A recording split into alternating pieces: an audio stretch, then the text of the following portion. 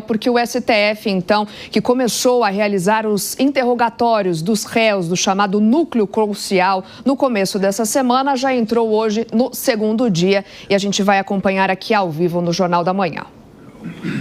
Não sendo verdadeira acusação, como diz o senhor tem algum motivo em particular que entende por que foi atribuída a acusação ao senhor? Não, senhor. O senhor tem conhecimento das testemunhas que já foram inquiridas? Conhece todas ou algumas? Conheço algumas. Tem algum impedimento em relação a alguma delas? Não que me lembre, doutor. Então vamos às perguntas específicas, o senhor tendo todo o direito de respondê-las ou não, como disse anteriormente.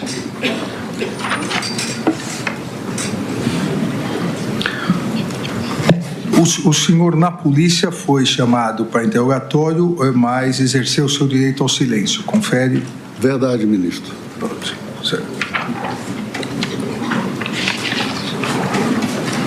O senhor, vamos iniciar. Posso aduzir? Por favor. Eu exerci o direito de ficar calado por orientação do meu advogado, uma vez que, naquele momento, não haviam sido dados a conhecer as acusações contra mim. Apenas eu sabia pelo jornal. Certo, correto. Vamos iniciar, Almirante Garnier, com a reunião do dia 7 de dezembro. O senhor se recorda quem convocou o senhor para essa reunião? O presidente da República, por intermédio, provavelmente, do ministro da Defesa. Quem mais participou com o senhor nessa reunião? O ministro da Defesa, o então ministro, general Paulo Sérgio, o general de Exército Freire Gomes, comandante do Exército à época, o próprio presidente. E, em termos de reunião, foram esses.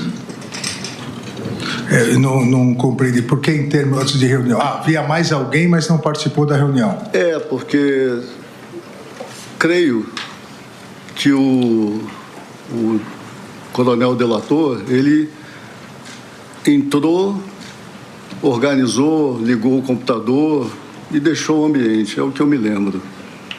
Mais ninguém? Não que eu me lembro. O que foi tratado nessa reunião, Almirante? Essa reunião, havia vários assuntos, né, dentre os quais o principal era a preocupação que o presidente tinha, e também era nossa, das inúmeras pessoas que estavam, digamos assim, insatisfeitas e se posicionavam no Brasil todo, normalmente em frente aos quartéis do Exército, e aquilo poderia trazer alguma dificuldade para a segurança pública, não se sabia muito bem para onde ia aquele movimento. E dentre os assuntos tratados, esse eu acho que ocupou uma boa parte do tempo. E houve uma apresentação de alguns tópicos de considerações que poderiam levar a... Talvez não foi decidido isso naquele dia, a decretação de uma GLO ou de necessidades adicionais, principalmente visando a segurança pública. Foi apresentada uma minuta. Eu não vi minuta, ministro. Eu vi uma apresentação na tela de um computador. Havia um telão onde algumas informações eram apresentadas na tela. Eu não recebi... Quando o senhor fala minuta, eu penso em papel, em um documento que lhe é entregue. Eu não recebi esse tipo de documento. O senhor se recorda dos considerandos? O senhor se recorda de alguns dos considerandos ou de algo que estava escrito nesse documento que foi exposto? Eu me lembro... talvez eu não lembre das frases, eu me lembro do conteúdo. O conteúdo dizia respeito à pressão popular nas ruas, considerando que há insatisfação, que há pessoas na porta dos quartéis, e havia alguma coisa de, talvez já de caminhoneiros, e também havia algumas considerações acerca talvez do processo eleitoral, alguma coisa ligada à forma como algumas questões eleitorais aconteceram. Sinceramente, eu não lembro dos detalhes, porque, como disse para o senhor, algo apresentado numa tela de computador, onde não se aprofundou em nada, mas era parte de talvez de uma análise do cenário político e social do Brasil naquele momento. Almirante, seja em relação a minuto, ao documento, aos conselhandos, seja na conversa, foi conversado sobre eventual fraude às urnas nas eleições, sobre exageros da Justiça Eleitoral, sobre a necessidade de novas eleições? Senhor ministro, não me vem à cabeça a questão de necessidade de novas eleições terem sido discutidas ali. Naquele dia não houve isso. A busca, a ideia de que poderia haver fraudes ou condução ligada, alguma coisa ligada à condução das eleições, de certa forma, estava dividida em duas vertentes. Uma com a equipe de transparência que trabalhava na transparência eleitoral, tinha um grupo das Forças Armadas que trabalhavam junto ao TSE, que estavam analisando a questão que poderia levar a esse entendimento de que se identificou ou não alguma fraude. E, ao mesmo tempo, o presidente também nos colocava a par das questões legais, onde ele discutia através, creio eu, ou juntamente com o partido dele, o Partido Liberal, questões de condução da Justiça Eleitoral, né? Ele nos colocava a par disso. Ele costumava falar. O senhor se recorda se nesses conselhandos a conclusão era não só a questão da GLO, mas a decretação do estado de sítio a partir do que se considerava ilegítima condução das eleições? Senhor ministro, neste dia não houve conclusão nem deliberações.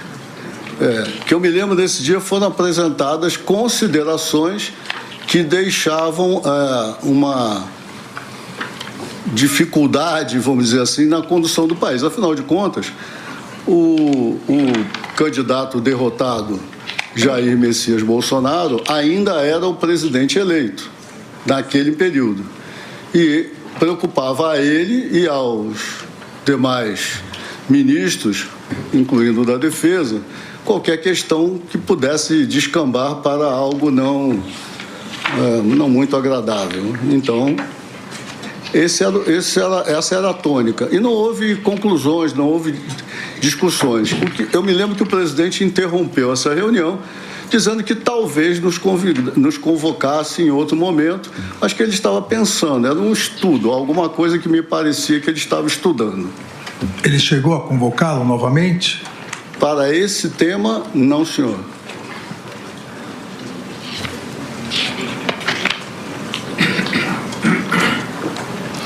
O senhor provavelmente, certamente acompanhou pela imprensa o depoimento do então comandante do Exército, que também estava presente nessa reunião, o general Freire Gomes, e do comandante da Força Aérea, o brigadeiro Batista Júnior. Nos depoimentos, seja na etapa policial, seja agora em juízo, e eu vou começar pelo comandante Freire Gomes, Sim, senhor. perguntado inicialmente pelo Ministério Público, ele, assim como o senhor disse, abre aspas, que o presidente apresentou considerandos, esse apanhado de considerandos sobre, segundo ele, aspectos jurídicos dentro da Constituição, por isso não causou nenhuma espécie. A partir disso, o Procurador-Geral da República perguntou se ele teria feito alguma advertência ao presidente, como ele disse na fase policial. Entre aspas, o comandante Freire Gomes no inquérito policial. O Exército não participaria da implementação desses institutos visando reverter o processo eleitoral. O senhor se recorda disso? Eu não me recordo que ele tenha dito isso nessa reunião. O senhor também não se recorda que teria, aqui já o comandante da Força Aérea, teria dito, tanto no inquérito policial quanto em juízo, teria dito que, a partir dessas discussões, da possibilidade que o presidente colocou de um estado de exceção, e com isso a decretação da GLO para novas eleições e impedir que o presidente eleito pudesse tomar posse, que o senhor teria sido o único que, abre aspas, colocaria as tropas da Marinha à disposição do presidente. O senhor se recorda disso? Eu me recordo do que disse o brigadeiro Batista Júnior.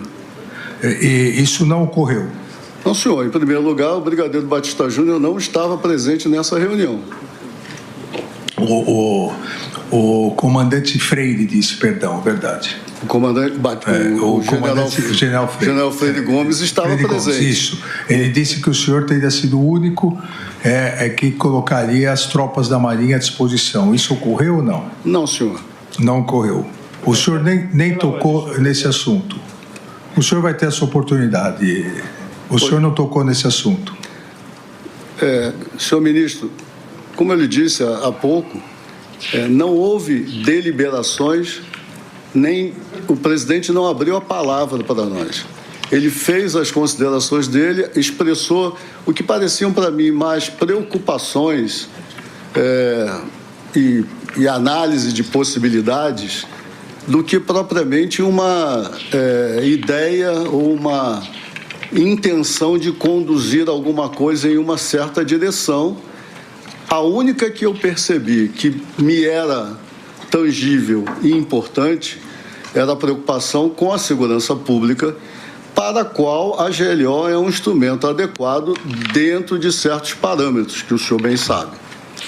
Então, eu, como é normal na minha atitude, eu me atenho às minhas funções e às minhas responsabilidades.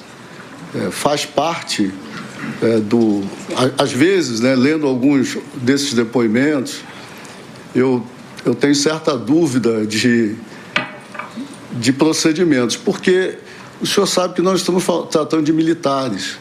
A Marinha é extremamente hierarquizada e nós seguimos bem à risca o Estatuto dos Militares. Então, eu não vejo espaço. O Estatuto dos Militares diz que a um subordinado é dado apenas o direito de pedir por escrito uma ordem que ele receba e considere flagrantemente ilegal.